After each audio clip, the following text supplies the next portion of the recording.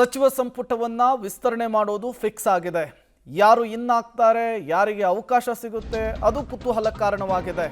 ಕಾಂಗ್ರೆಸ್ನಲ್ಲಿ ಸಚಿವ ಸಂಪುಟ ಕಸರತ್ತು ಜೋರಾಗ್ತಾ ಇರುವಂಥದ್ದು. ಸಂಪುಟ ವಿಸ್ತರಣೆಯ ಚರ್ಚೆಯ ಮಧ್ಯೆನೇ ಸಿಎಂ ದೆಹಲಿಗೆ ದೌಡಾಯಿಸ್ತಾ ಇದ್ದಾರೆ. ಮಧ್ಯಾಹ್ನ 3 ಗಂಟೆಗೆ ದೆಹಲಿಗೆ ತೆರಳುತ್ತಾ ಇರುವಂಥದ್ದು ಸಿಎಂ ಡಿ.ಕೆ. ಶಿವಕುಮಾರ್ ಅವರು. ಇವತ್ತು ರಾತ್ರಿ ಅಥವಾ ನಾಳೆ ವಾಪಸ್ ಆಗ್ತಾರೆ ಮತ್ತೆ ಬೆಂಗಳೂರಿಗೆ ಡಿ.ಕೆ. ಶಿವಕುಮಾರ್ ಅವರು. ಮತ್ತೆ ಭಾನುವಾರ ದೆಹಲಿಯ ಫ್ಲೈಟ್ ಅನ್ನ ಸಿಎಂ ಡಿ.ಕೆ. ಶಿವಕುಮಾರ್ ಅವರೇ ಇರ್ತಾರೆ.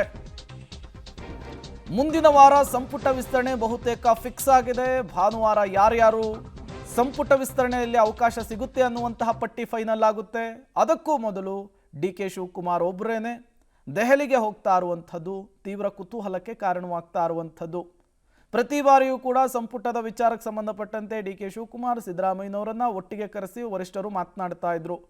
ರಾಹುಲ್ ಗಾಂಧಿ ಅವರು ವಿದೇಶ ಪ್ರವಾಸವನ್ನು ಮುಗಿಸಿಕೊಂಡು ಮೊನ್ನೆಯಷ್ಟೇ ದೆಹಲಿಗೆ ಬಂದಿದ್ದಾರೆ. ಈ ಬೆನ್ನಲ್ಲೇ ಇವತ್ತು ದೆಹಲಿಗೆ ಡಿ.ಕೆ. ಶಿವಕುಮಾರ್ ಅವರು ತೆರಳುತ್ತಾ ಇದ್ದಾರೆ. ಸಚಿವ ಸಂಪುಟ ವಿಸ್ತರಣೆಯ ವಿಚಾರಕ್ಕೇನೆ ತೆರಳುತ್ತಾ ಇದ್ದಾರಾ ಅಥವಾ ಬೇರೆ ಏನಾದರೂ ವಿಚಾರಕ್ಕೆ ಹೋಗ್ತಾ ಇದ್ದಾರಾ ಅನ್ನೋದು ಇನ್ನೂ ಕೂಡ ಕನ್ಫರ್ಮ್ ಆಗಿಲ್ಲ. ಬಟ್ ವರಿಷ್ಠರನ್ನ ಭೇಟಿ ಆಗೋ ಸಾಧ್ಯತೆ ಇದೆ. ಒಂದಿಷ್ಟು ಮಾತುಕತೆಯನ್ನು ನಡೆಸುವಂತಹ ಸಾಧ್ಯತೆಯೂ ಕೂಡ ಇದೆ.